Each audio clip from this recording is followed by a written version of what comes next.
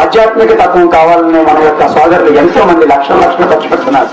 కానీ లక్షలు ఖర్చు పెట్టింది సకార రూపమైనటువంటి కర్మకాండలకే పరిమితమైంది తప్ప నిరాకార రూపమైనటువంటి జ్యోతి స్వరూపానికి ఎవరు తెలుసుకోలేకపోతున్నారు. ఎందుకంటే మనకున్న జ్ఞానం చాలా తక్కువ.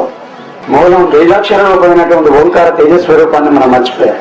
నిత్యం గుణారాగాన్ని పఠించండి, నిత్యం తేజస్వరాన్ని పఠించండి, నిత్యం అంతర్వాణిని పఠించండి, నిత్యం ప్రార్థన చేయండి. బాబాజీ రూపం మీకు తెలుస్తుంది. బాబాజీ ఎందుకు భూమి మీదకి వచ్చారో తెలుస్తుంది. మనం చెప్పకలేదు బాబాజీ ఎందుకు భూమి మీదకి వచ్చారు.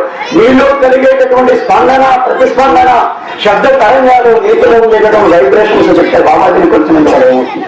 ఒక కుటుంబం జ్యోతిని కొలిచినందువల్ల నీ యొక్క కుటుంబం జ్యోతి రూపమై ఉంటుంది. నీ చుట్టుపక్కల నీ యొక్క కుటుంబం జ్యోతిగా వెలుగుతుంది. మీ చుట్టుపక్కల వాళ్ళందరూ అంటారు ఈ కుటుంబానికి ఒక ప్రత్యేకత ఉంది, జ్యోతిని ఆరాధన చేస్తున్నారు. మీ యొక్క చుట్టుపక్కల గ్రామాల వాళ్ళు అడుగుతారు, ఫలానా ఊళ్ళో జ్యోతి ఆరాధన జరుగుతుంది. జ్యోతి అంతరార్థం ప్రేమ, మానవత, భక్తి, సత్యం, దైవ స్వరూపం. నీ కంటికి కనబడేటటువంటి ప్రతి ఒక్కటి కూడా సత్య పదార్థమే ప్రేమ స్వరూపం. నీ కంటికి కనబడేటటువంటి ప్రతి ఒక్కటి కూడా భక్తి తత్వమే ఉంది, భక్తి భగవత్ స్వరూపం. నీలో ఎప్పుడైతే సత్యం ఉంటుందో ప్రేమ అక్కడే ఉంటుంది. నీలో ప్రేమ ఎక్కడైతే ఉంటుందో అక్కడే భక్తి ఉంటుంది. ఈ మూడు కూడా కలిసి ఉన్నప్పుడే జ్యోతి అక్కడ ఉంటుంది. లేకపోతే జ్యోతి అజ్ఞానాంధకారంలో ఉండేటటువంటి మనను సుజ్ఞానాంధకాన్ని మనకు బాబాజీ ప్రసాదించి వెలుగుని ఒక్కొక్క బిడ్డ ఒక్కొక్క వెలుగుగా మనల్ని మార్చినప్పుడు మన యొక్క చుట్టుపక్కల వాళ్ళకి మన యొక్క వెలుగును ప్రసాదింప చేయాలి.